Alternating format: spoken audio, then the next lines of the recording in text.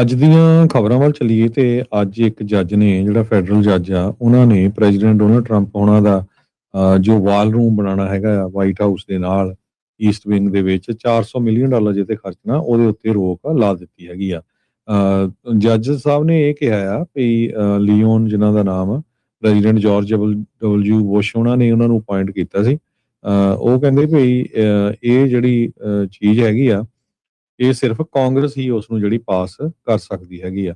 ਸੋ Leone ਨੇ ਆਪਣੇ decision ਦੇ ਵਿੱਚ ਇਹ ਕਿਹਾ ਵੀ ਜੋ ਟਰੰਪ ਹੁਣੀ ਆ ਉਹਨਾਂ ਨੇ ਲਾ ਮੇਕਰਸ ਤੋਂ ਕਿਸੇ ਤਰ੍ਹਾਂ ਦਾ ਅਪਰੂਵਲ ਨਹੀਂ ਲਿਆ ਤੇ ਇਸ ਐਡੇ ਵੱਡੇ ਪ੍ਰੋਜੈਕਟ ਦੇ ਲਈ ਅਨਲੈਸ ਕਾਂਗਰਸ ਇਸ ਨੂੰ ਜਿਹੜਾ ਅਪਰੂਵ ਕਰਦੀ ਆ ਤਦ ਤੱਕ ਇਹ ਬਣਨਾ ਨਹੀਂ ਚਾਹੀਦਾ ਹੈਗਾ।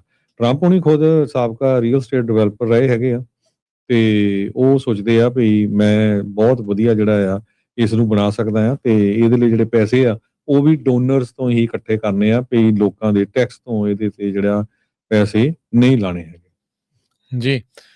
ਸੋ ਜਿਹੜੇ ਕ੍ਰਿਟਿਕ ਆ ਉਹ ਇਹ ਕਹਿ ਰਹੇ ਆ ਵੀ ਜਿਨ੍ਹਾਂ ਨੇ $400 ਮਿਲੀਅਨ ਡੋਨਰਸ ਨੇ ਦੇਣਾ ਉਹਨਾਂ ਨੇ ਉਹਦੇ ਬਦਲੇ ਲੈਣਾ ਕੀ ਆ ਉਸ ਚੀਜ਼ ਨੂੰ ਲੈ ਕੇ, ਖਾਸ ਕਰਕੇ ਉਦੋਂ ਜਦੋਂ ਟਰੰਪ ਹੁਣਾਂ ਨੂੰ ਲੌਬੀ ਕੀਤਾ ਜਾਂਦਾ ਆ ਲੋਕਾਂ ਨੂੰ ਪਾਰਡਨ ਕਰਨ ਦੇ ਲਈ, ਜਿਨ੍ਹਾਂ ਨੇ ਮੈਡੀਕੇਅਰ ਦਾ ਫਰਾਡ ਜਾਂ ਹੌਸਪਿਸ ਦਾ ਫਰਾਡ ਜਾਂ ਹੋਰ ਕਈ ਕੀਤੇ ਹੁੰਦੇ। ਰੀਸੈਂਟਲੀ ਟਰੰਪ ਹੁਣਾਂ ਨੇ ਕਈਆਂ ਨੂੰ ਜਿਹੜਾ ਉਹ ਛੱਡਿਆ ਵੀ ਜਿਹੜਾ ਇਸ ਦੇ ਵਿੱਚ ਹੈਗਾ ਆ। ਚਲੋ ਉਹ ਇੱਕ ਡਿਫਰੈਂਟ ਐਂਗਲ ਆ, ਪਰ ਇਸ ਦੇ ਵਿੱਚ ਜਿਹੜੇ ਡਿਸਟ੍ਰਿਕਟ ਜੱਜ ਆ ਉਹਨਾਂ ਨੇ ਕਿਹਾ ਵੀ ਜਿਹੜਾ $400 ਮਿਲੀਅਨ ਦਾ ਬਾਲਰੂਮ ਆ must stop because no law comes close to giving Trump legal authority to build such a structure at White House without authorization of Congress। ਜਿੱਦਾਂ ਹਰਜੋਤ ਜੀ ਨੇ ਪੰਜਾਬੀ ਚ ਇਸ ਨੂੰ ਜਿਹੜਾ ਉਹ ਐਕਸਪਲੇਨ ਕੀਤਾ ਹੈਗਾ। ਨੈਸ਼ਨਲ ਟਰਸਟ ਫਾਰ ਹਿਸਟੋਰਿਕ ਜਿਹੜੇ ਪ੍ਰੀਜ਼ਰਵੇਸ਼ਨ ਉਹਨਾਂ ਨੇ ਸੂ ਕੀਤਾ ਸੀਗਾ ਟਰੰਪ ਹੁਣਾਂ ਦੇ ਉਲਟ ਇਸ ਪ੍ਰੋਜੈਕਟ ਨੂੰ ਰੋਕਣ ਦੇ ਲਈ। ਵਾਈਟ ਹਾਊਸ ਨੇ ਆਲਰੇਡੀ ਇਸ ਦੇ ਉਲਟ ਅਪੀਲ ਜਿਹੜੇ ਆ ਆਰਡਰ ਦੇ ਉਲਟ ਜਿਹੜੀ ਅਪੀਲ ਆ ਉਹ ਦਰਜ ਕਰਾ ਦਿੱਤੀ ਆ। ਸੋ ਦੇਖਦੇ ਹਾਂ ਵੀ ਇਸ ਤੋਂ ਉਤਲੀ ਅਦਾਲਤ ਦੇ ਵਿੱਚ ਕੀ ਜਿਹੜਾ ਉਹ ਆਵੇਗਾ।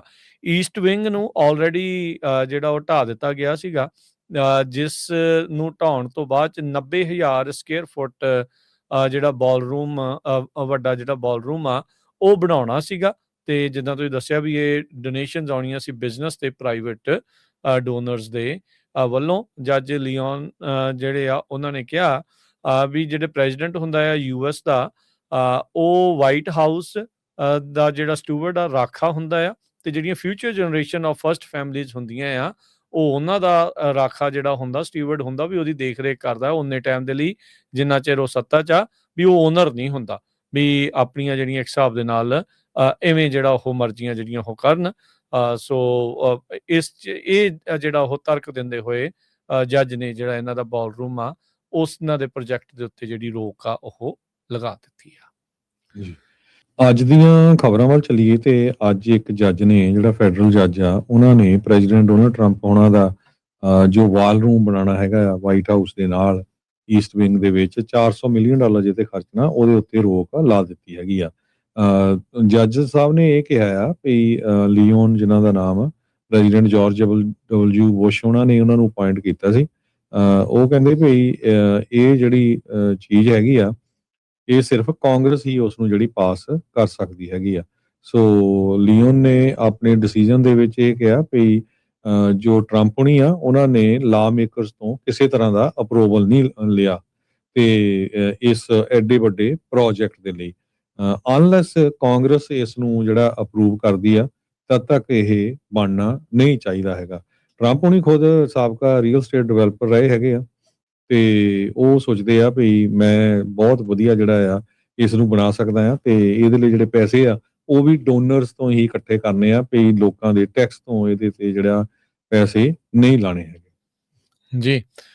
ਸੋ ਜਿਹੜੇ ਕ੍ਰਿਟਿਕ ਆ ਉਹ ਇਹ ਕਹਿ ਰਹੇ ਆ ਵੀ ਜਿਨ੍ਹਾਂ ਨੇ $400 ਮਿਲੀਅਨ ਡੋਨਰਸ ਨੇ ਦੇਣਾ ਉਹਨਾਂ ਨੇ ਉਹਦੇ ਬਦਲੇ ਲੈਣਾ ਕੀ ਆ ਉਸ ਚੀਜ਼ ਨੂੰ ਲੈ ਕੇ, ਖਾਸ ਕਰਕੇ ਉਦੋਂ ਜਦੋਂ ਟਰੰਪ ਹੁਣਾਂ ਨੂੰ ਲੌਬੀ ਕੀਤਾ ਜਾਂਦਾ ਆ ਲੋਕਾਂ ਨੂੰ ਪਾਰਡਨ ਕਰਨ ਦੇ ਲਈ, ਜਿਨ੍ਹਾਂ ਨੇ ਮੈਡੀਕੇਅਰ ਦਾ ਫਰਾਡ ਜਾਂ ਹੌਸਪਿਸ ਦਾ ਫਰਾਡ ਜਾਂ ਹੋਰ ਕਈ ਕੀਤੇ ਹੁੰਦੇ। ਰੀਸੈਂਟਲੀ ਟਰੰਪ ਹੁਣਾਂ ਨੇ ਕਈਆਂ ਨੂੰ ਜਿਹੜਾ ਉਹ ਛੱਡਿਆ ਵੀ ਜਿਹੜਾ ਇਸ ਦੇ ਵਿੱਚ ਹੈਗਾ ਆ। ਚਲੋ ਉਹ ਇੱਕ ਡਿਫਰੈਂਟ ਐਂਗਲ ਆ, ਪਰ ਇਸ ਦੇ ਵਿੱਚ ਜਿਹੜੇ ਡਿਸਟ੍ਰਿਕਟ ਜੱਜ ਆ ਉਹਨਾਂ ਨੇ ਕਿਹਾ ਵੀ ਜਿਹੜਾ $400 ਮਿਲੀਅਨ ਦਾ ਬਾਲਰੂਮ ਆ must stop because no law comes close to giving Trump legal authority to build such a structure at White House without authorization of Congress।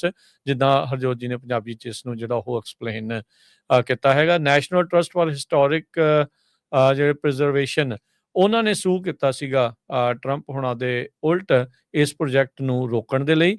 White house ਨੇ ਆਲਰੇਡੀ ਇਸ ਦੇ ਉਲਟ ਅਪੀਲ ਜਿਹੜੇ ਆ ਆਰਡਰ ਦੇ ਉਲਟ ਜਿਹੜੀ ਅਪੀਲ ਆ ਉਹ ਦਰਜ ਕਰਾ ਦਿੱਤੀ ਆ। ਸੋ ਦੇਖਦੇ ਹਾਂ ਵੀ ਇਸ ਤੋਂ ਉਤਲੀ ਅਦਾਲਤ ਦੇ ਵਿੱਚ ਕੀ ਜਿਹੜਾ ਉਹ ਆਵੇਗਾ। ਈਸਟ ਵਿੰਗ ਨੂੰ ਆਲਰੇਡੀ ਜਿਹੜਾ ਉਹ ਢਾਹ ਦਿੱਤਾ ਗਿਆ ਸੀਗਾ, ਜਿਸ ਨੂੰ ਢਾਉਣ ਤੋਂ ਬਾਅਦ ਚ 90,000 ਸਕੁਅਰ ਫੁੱਟ ਜਿਹੜਾ ਬਾਲਰੂਮ ਵੱਡਾ ਜਿਹੜਾ ਬਾਲਰੂਮ ਆ ਉਹ ਬਣਾਉਣਾ ਸੀਗਾ। ਤੇ ਜਿੱਦਾਂ ਤੁਸੀਂ ਦੱਸਿਆ ਵੀ ਇਹ ਡੋਨੇਸ਼ਨਸ ਆਉਣੀਆਂ ਸੀ ਬਿਜ਼ਨਸ ਤੇ ਪ੍ਰਾਈਵੇਟ ਡੋਨਰਸ ਦੇ ਵੱਲੋਂ। ਜੱਜ ਲਿਓਨ ਜਿਹੜੇ ਆ ਉਹਨਾਂ ਨੇ ਕਿਹਾ ਵੀ ਜਿਹੜੇ ਪ੍ਰੈਜ਼ੀਡੈਂਟ ਹੁੰਦਾ ਆ US ਦਾ, ਉਹ ਵਾਈਟ ਹਾਊਸ ਦਾ ਜਿਹੜਾ ਸਟੂਵਰਡ ਆ ਰਾਖਾ ਹੁੰਦਾ ਆ, ਤੇ ਜਿਹੜੀਆਂ future generation of first families ਹੁੰਦੀਆਂ ਆ ਉਹ ਉਹਨਾਂ ਦਾ ਰਾਖਾ ਜਿਹੜਾ ਹੁੰਦਾ ਸਟੂਵਰਡ ਹੁੰਦਾ, ਵੀ ਉਹਦੀ ਦੇਖ ਰੇਖ ਕਰਦਾ ਉਨੇ ਟਾਈਮ ਦੇ ਲਈ ਜਿੰਨਾ ਚਿਰ ਉਹ ਸੱਤਾ 'ਚ ਆ, ਵੀ ਉਹ ਓਨਰ ਨਹੀਂ ਹੁੰਦਾ, ਵੀ ਆਪਣੀਆਂ ਜਿਹੜੀਆਂ ਇੱਕ ਹਿਸਾਬ ਦੇ ਨਾਲ ਐਵੇਂ ਜਿਹੜਾ ਉਹ ਮਰਜ਼ੀਆਂ ਜਿਹੜੀਆਂ ਉਹ ਕਰਨ। ਸੋ ਇਸ 'ਚ ਇਹ ਜਿਹੜਾ ਉਹ ਤਰਕ ਦਿੰਦੇ ਹੋਏ ਜੱਜ ਨੇ ਜਿਹੜਾ ਇਹਨਾਂ ਦਾ ਬਾਲਰੂਮ ਆ ਉਸ ਇਹਨਾਂ ਦੇ ਪ੍ਰੋਜੈਕਟ ਦੇ ਉੱਤੇ ਜਿਹੜੀ ਰੋਕ ਆ ਉਹ ਲਗਾ ਦਿੱਤੀ ਆ। ਜੀ।